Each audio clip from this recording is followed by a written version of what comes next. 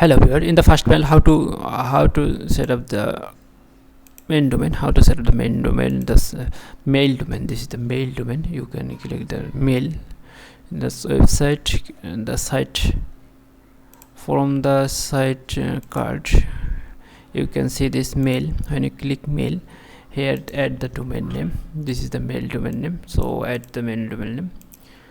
When you click here, the mail domain is done. So this is the process. Here you can set up, and there you have to set up SSL author. That means you have to DNS change. Like this is our mail domain. Your mail domain is here. DKM is this, and your mailbox you can create now, like info and generate and 10 and save. So this is our mail. You need to set up this is the made as a file a dot. This is the op, and op is your DNS needs to change for this your subdomain for what you have made the mail domain for this.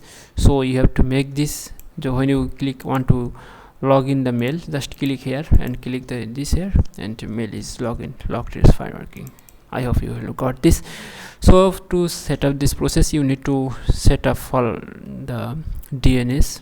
I will show you next how to change DNS for this. Okay, thank you.